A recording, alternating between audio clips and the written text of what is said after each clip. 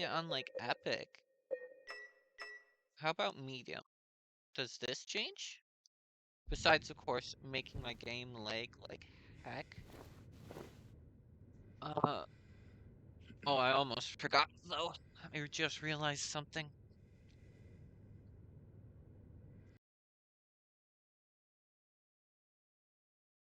I need to have my laptop.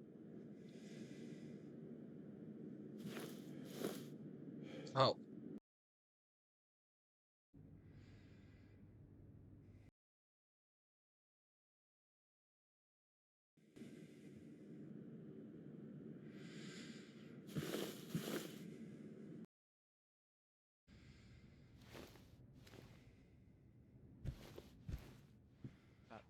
but I have to say, it's almost fixed, actually, on both my end and your end, when I'm looking at this stuff. Uh,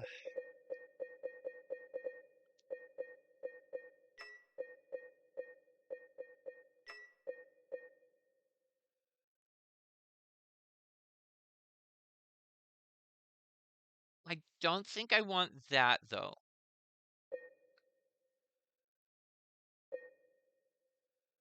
At the same time, I'm like, I'm gonna try to see something. Uh, oh? Oh, hold on. That just fixed a good. That actually fixed a good amount on my screen. Kinda. I say looking at this key that took a while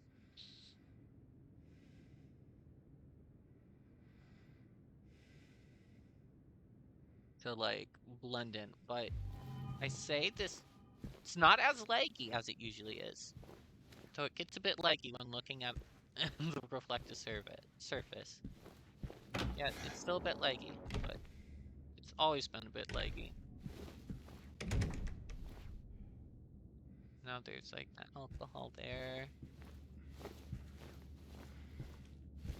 That place is all locked up still. Oh, now there's this tiny bit. Okay, so there's an actual interesting, like, little tiny bit of history with that dang teddy bear. So, in Silent Hill 2, when they were first designing enemies, types of enemies, and probably before they decided that there would only be a certain number of enemies that they could do, uh, they actually had uh an enemy made in game. Like there's still the model that you can find in the game files type of thing, but not an actual enemy in game.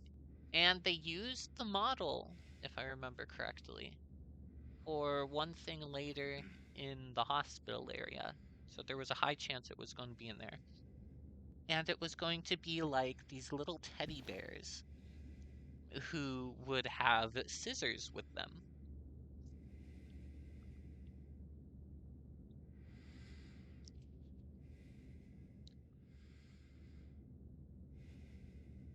So then everybody who knows that fact has like this little sinking suspicion about that. So one thing of like symbolism that gets overlooked that is actually brought up with the nurse's design, actually overlooked in the nurse's design, especially in all the versions of the Bubblehead nurse after 2, and was weirdly brought up a bit in that terrible movie. Which I don't even get how they made a book off of it. There wasn't even a there wasn't even a story to that movie. It was terrible. Like, here's the thing, if it was going to be a super long movie, that's where you'd like instead be like, "Hey, why don't we make this like a two-parter movie?" Because it's like, yeah, I get Silent Hill 2 is more than like 2 hours or more than an hour. But I'm like, you could literally make if they were only giving you like a time crunch, then that's where I could be like counteroffer in order to keep the movie to the amount we need so that we can tell a clear story that stays true to the game. How about we try dividing the movie in half, kind of thing? We release one half first, and then we can have like a second screening after, or we like after that one. That way, people have enough time to watch the first movie or first half of the movie, take a break, and then watch second half or movie part two. And then you could also have had more time to put in stuff and give everything a story. But also, I'm not gonna lie, they need to just get someone new to do the film direction. Like, yeah, there's this dude who's doing it right now, but it's like, dude, dude did a decent job for the first one. If it was like if you had no knowledge of the games, it did a good job. It did what it was supposed to do. But he still also broke a lot of its core premises, which is why it still sucks. But then his brother did such a horrible job with 3. And then finally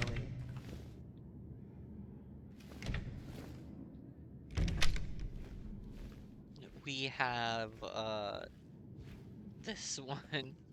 Like, here's the thing, what I find funny. So, thing is about Silent Hill 2 remake.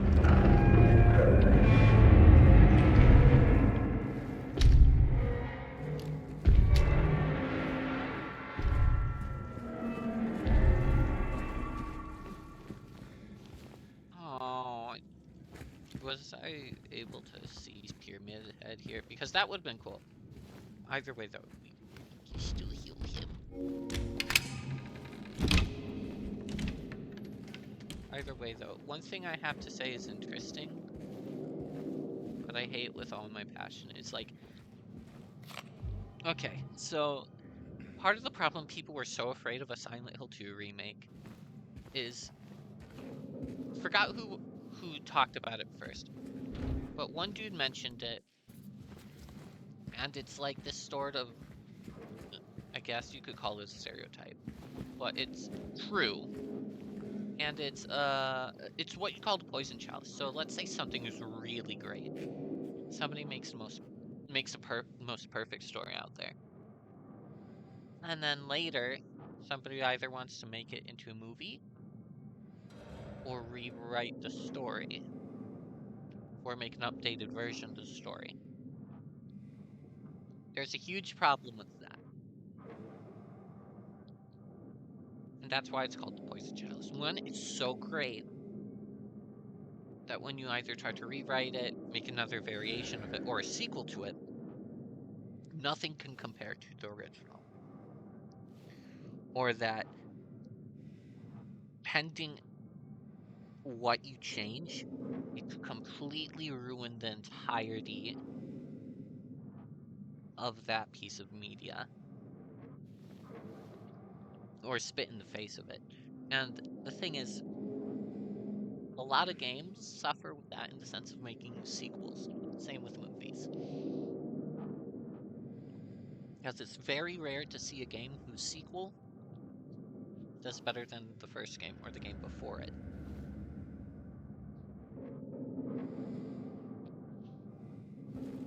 And because of it,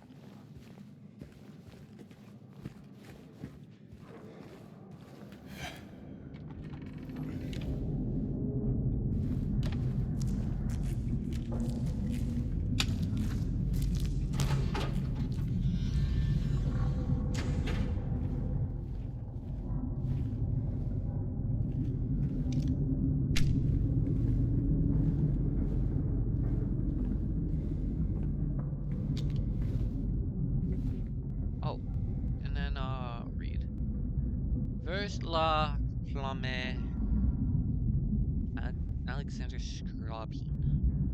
Hold on. I'm gonna write that down. Versla. Blah. May. Flame.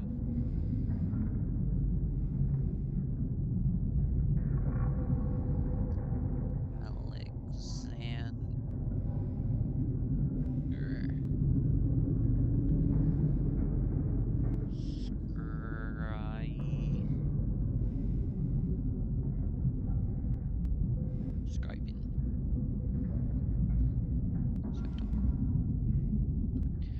I'm gonna try to find out what that song is later, because, like, the thing is that I like about the remake, before I go back onto my first tangent, is that they introduce a bunch of music, which works well with a certain character, but the thing I hate as a person who loves this game, and the thing that I feel like is missing the most out of this game that they could have put in here, that they were smart enough to actually put the stuff into the novel, that would have given us more info and made things a lot better for us, is the knowledge that Mary herself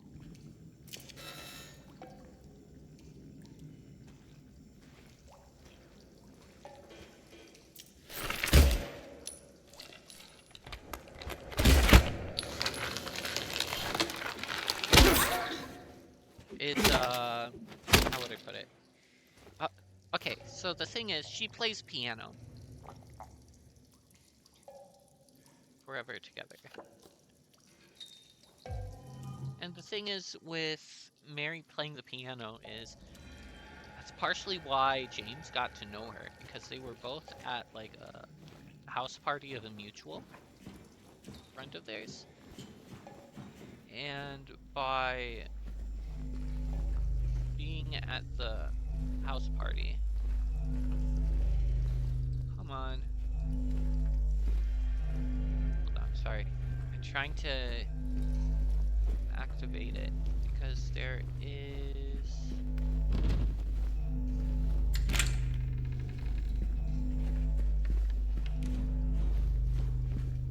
a certain, like, I think it's called like a memory thing. Come on.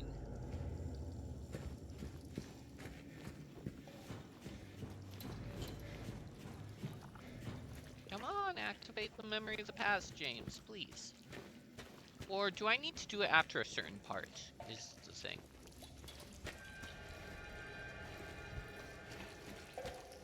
But besides that point, yeah, I'll just go back to my original tangent because now I forgot even what I'm talking about. But the thing is, with Silent Hill 2 Remake, the game that is, it's a perfect example of having to deal with the poison chalice, but knowing what to do right, what to do wrong. That still makes it a game that can stand on par with the original, while introducing its own stuff.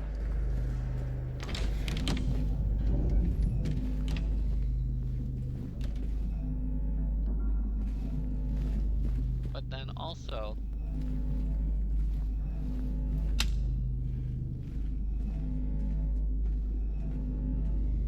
hey yo, pretty ladies, hi.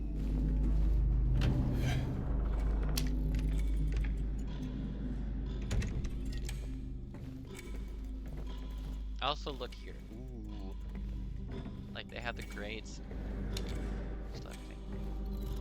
Then you hear like the normal ticking of the clock, but then you have like mechanical sound, like something like time slowing down kind of sound. Okay, anyways, sorry for fanboying. But then you get the movie. It's a great example of why they're called poison chalices.